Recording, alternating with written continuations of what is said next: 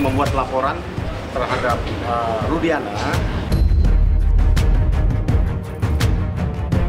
Macam-macam ya bentuk penganiayaan yang dialami oleh klien kami. Hari ini Bareskrim Mabes Polri menjawab keraguan publik. Apakah Pak Rudiana bisa dilaporkan?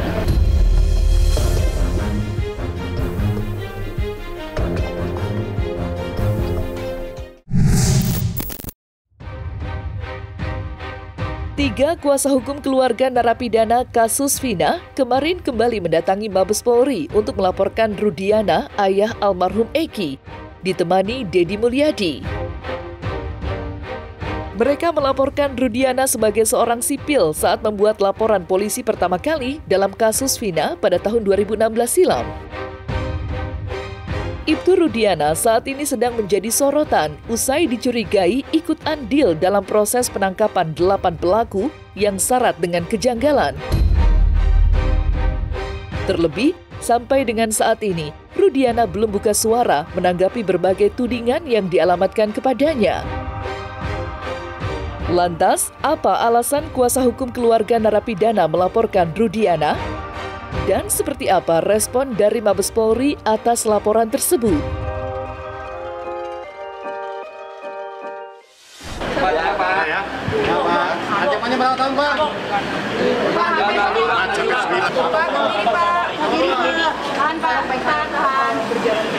Sudah ya. Kita sebagai warga sudah menyampaikan laporan terhadap Pak Rudiana, bukan Ibtu Rudiana. Saya katakan sekali lagi, laporannya adalah laporan terhadap Rudiana, bukan Ibtu Rudiana. Kenapa laporannya terhadap Rudiana? Karena yang dilaporkan Pak Rudiana sebagai sipil yang memberikan laporan, ya kan? Sebagai warga sipil dia memberikan laporan, kemudian ditangani oleh Ibtu Rudiana sebagai polisi. Membuat laporan terhadap Rudiana sudah selesai dan ini laporannya, bukti tanda terima laporannya ya sudah diterima. Jadi atas selesainya pelaporan ini kita harapkan pihak kepolisian ya dalam hal ini untuk segera melakukan penyelidikan ya kan terhadap laporan yang kami berikan beserta dengan semua bukti yang kami sampaikan. Dalam hal ini rekan-rekan sekalian, seperti press conference yang tadi kami sampaikan bahwa kami selaku kuasa hukum dari terpidana Hadi ya yang melaporkan dari 6 terpidana yang lain ya. Hari ini hanya terpidana Hadi yang melaporkan kepada Rudiana kan gitu kan atas perbuatan yang kami laporkan ya. Peristiwanya nanti mungkin penyidik yang akan sampaikan, kami sudah sampaikan semua. Dugaannya terhadap adalah memberikan keterangan tidak benar, palsu ya, dan juga penganiayaan, kemudian memberikan surat palsu dan lainnya. Jadi itu kira-kira begitulah. Mereka membuat surat pernyataan di atas tulisan tangan bahwa mereka dianiaya dan makanya memberikan kuasa oleh karena mereka ada di dalam lapas kan, sehingga tidak bisa datang, maka kami sebagai kuasa hukum kami melaporkan. Macam-macam ya bentuk penganiayaan yang dialami oleh klien kami, dari mulai injak-injak, kemudian pukulan, kemudian gembok kepala, dikenakan kepala sampai. Pasalnya yang kami laporkan ada 422 ya, pasal 351, pasal 333, 335, 242 ya, antaranya itu. Nanti kita biar penyidik lah yang menentukan ya. Hari ini Bareskrim Mabes Polri menjawab keraguan publik. Apakah Pak Rudiana bisa dilaporkan? Apakah pelaporannya akan diterima? Apakah akan diproses? Dan ternyata Bareskrim Mabes Polri menerima dan akan memproses. Untuk itu saya mengucapkan terima kasih pada Pak Kapolri. Jadi kunci daripada semuanya ini itu ada di Pak Rudiana. Kalau Pak Rudiana itu bisa buka mulut dan berbicara jujur, maka saya yakin selain Indonesia ini jadi aman, damai, dan tentram, masyarakat nggak dibikin bingung, juga anaknya di surga juga tersenyum. Kami ini ikut prihatin, turut berduka cita atas meninggalnya anaknya dari Pak Rudiana ini. Kami sepakat sekali dengan polisi bahwa pelaku kejahatan harus dipidanakan, harus ditindak secara hukum yang berlaku di Indonesia. Ya, kalau dia dedernya, kalau memang bencana, apalagi otak pelaku, ya ancamannya itu kan hukuman mati dan seumur hidup. Kami sepakat, tetapi janganlah sampai orang lain yang dijadikan tumbal. Ini menurut kami ini error in persona. Jadi 2 DPO ini bukan fiktif, ya kan dibilang fiktif. Saya juga bisa menduga juga begitu juga. Tetapi fiktif yang kalau bilang ini fiktif berarti berkas perkara kemarin itu, persidangan kemarin itu fiktif semua. Kan begitu. Nah, yang 2 DPO ini termasuk saya menduga, ini dugaan saya, ini yang bisa menjawab semuanya ini adalah Ibtu Rudiana. Kita mau ngudak-ngudak Ibtu Rudiana karena rumornya, kan ini kan rumor, karena rumornya Ibtu Rudiana lah yang mengendalikan perkara ini di 8 atau 10 tahun yang lalu atau 9 tahun yang lalu ketika ini kejadian. Dan itu rumor. Bagaimana kita membuktikan bahwa ini yang melakukan Ibtu Rudiana? Ya setengah mati. Nah, sudah juga Ibtu Rudiana kan dilaporkan di Propam. Hasilnya apa? Hasilnya tidak ada kode etik yang dilanggar.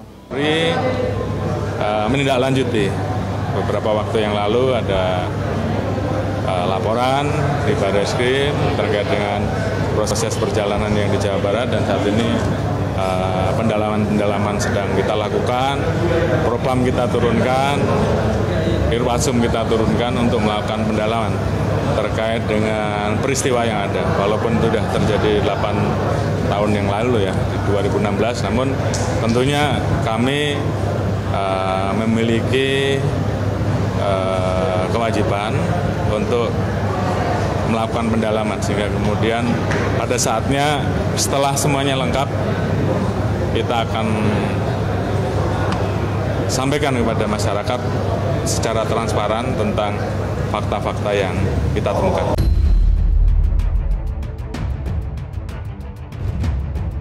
Sebelum melaporkan Rudiana, keluarga dari 6 narapidana juga sudah melaporkan saksi Aep di Mabes Polri dengan tuduhan kesaksian palsu di bawah sumpah. Nama Aep belakangan ramai menjadi perbincangan usai mendadak menghilang tidak lama setelah Peggy Setiawan menang pra-peradilan. Aep disebut-sebut menjadi saksi mahkota dalam kasus tewasnya Vina. Karena kesaksian Aep pula, para narapidana ini harus menjalani hukuman seumur hidup, kecuali Saka Tatal yang sudah bebas setelah 8 tahun menjalani hukuman. Lantas, benarkah saksi Aep menyimpan rahasia penting dalam kasus tewasnya Vina ini? Ya, saya hari ini berfokus pada penanganan laporan dugaan sumpah palsu, kesaksian palsu di depan penyidik, ya kan, karena bukan dilakukan di depan pengadilan, yaitu yang kita duga adalah saudara Aep dan saudara Dede. Nah, kemudian tadi bicara persoalan Aep tidak ada, ayahnya itu adalah warga Kabupaten Purwakarta, Kecamatan Pleret, desanya Palinggihan, rumah ayahnya ada. Dan kemudian Aep di mana posisi hari ini bukan kepentingan kita. Kepentingan kita hari ini adalah kita berkepentingan bahwa 7 orang terpidana yang masih mendekam di penjara harus punya jalan untuk keluar. Ya kan? Jalan untuk keluar karena mereka, kalau saya sih sudah menyampaikan, diyakini tidak melakukan perbuatan sebagaimana yang dituduhkan dan didakwakan. Sehingga mereka mendekam di dalam penjara dan tidak main-main seumur hidup. Terkait laporan kepada AEP dan Dede, ya kan, atas dugaan memberikan keterangan palsu di bawah sumpah di Polres Cirebon pada tahun 2016 yang lalu, ya. Karena klien kami merasa dirugikan, ya kan, akibat dari pernyataannya yang mereka ini akhirnya mendekam di penjara seumur hidup, ya, 7 orang ini dari 6 orang. Itu demikian. Periksa semua dong. Periksa semua apa? Periksa semua, contohnya Peggy Setiawan di Cirebon periksa, Peggy Setiawan di Cianjur periksa, AF juga diperiksa, Rudiana juga diperiksa, terus lagi Mel juga diperiksa. Jadi agar apa? Agar masyarakat ini merasa, oh ini adil nih. Jadi jangan terfokus sama, kami bisa menetapkan Peggy Setiawan Cirebon sebagai tersangka lagi. Ya jangan begitu juga gitu kan. Saya netral dalam hal ini. Artinya tidak membela Peggy Setiawan yang di Cirebon, ya tidak juga membela Peggy Setiawan yang di Cianjur atau yang lainnya. Saya netral dalam hal ini. Artinya begini, equality before the law, persamaan itu sama. Kalau memang mau melakukan penyelidikan silakan. Tapi semua orang yang mengarah, mengasih keterangan bohong dan lain sebagainya ini periksa semua. Nah, jadi agar apa? Agar ini kelihatanlah adilnya gitu kan. Saya melihat bahwa ini adalah peristiwa kemanusiaan yang luar biasa.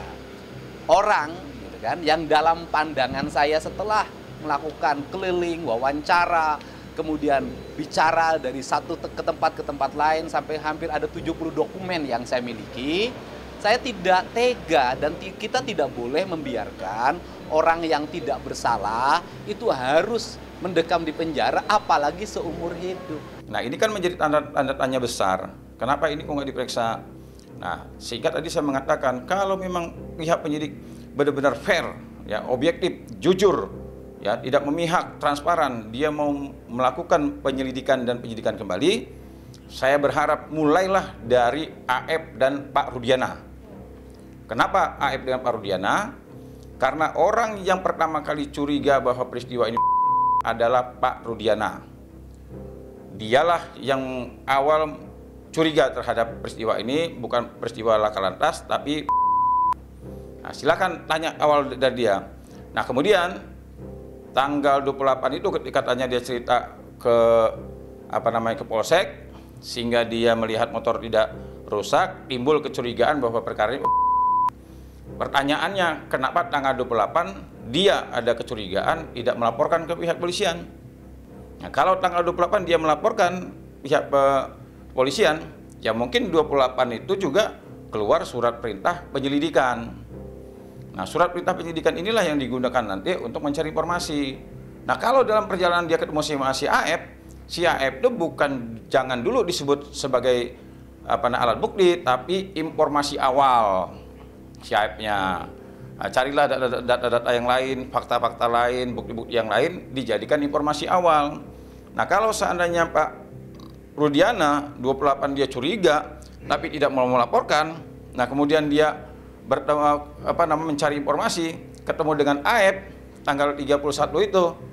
Nah, kemudian tanggal 3 beberapa jam kemudian si AF memberikan kabar bahwa ada diduga pelakunya, tanggal 31 juga ditangkap.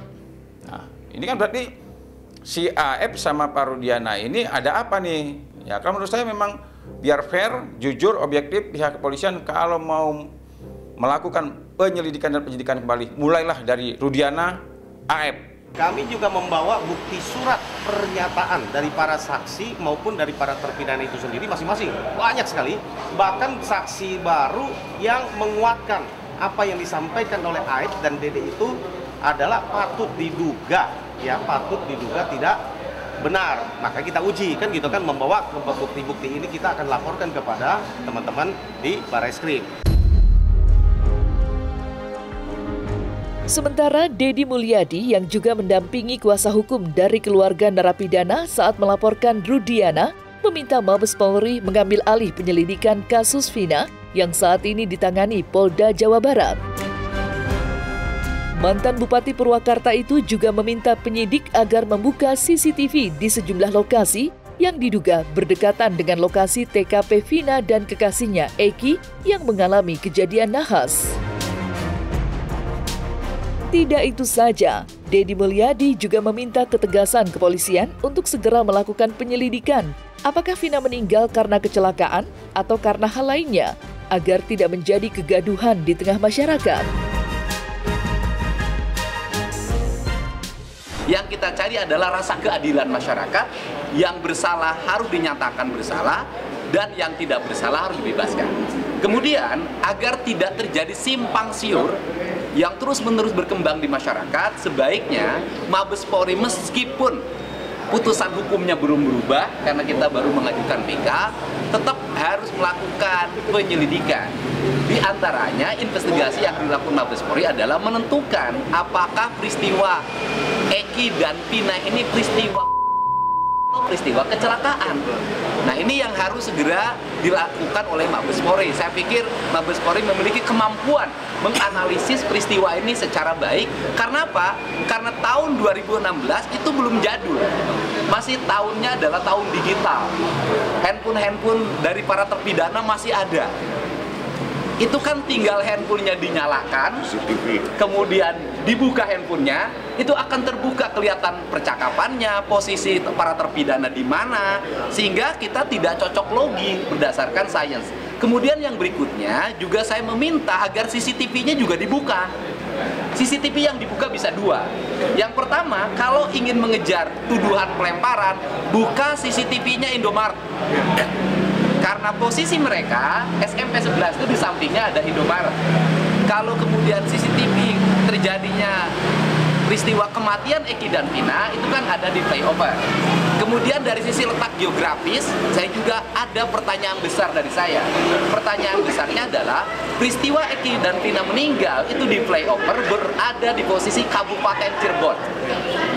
Tetapi kenapa ditangani oleh Polresta Cirebon?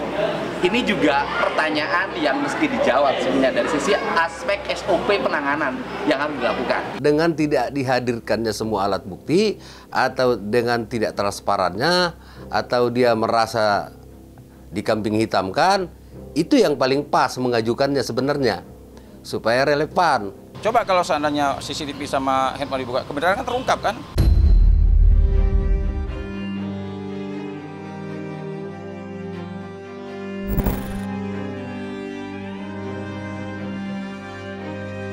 Nah, selesai sudah Cumi Lovers, saksikan terus Cumi Camp In-Depth, kabar lengkap, mendalam, dan akurat dari narasumber terpercaya. Dan jangan lupa untuk like, subscribe, dan juga share channel YouTube Cumi Cumi.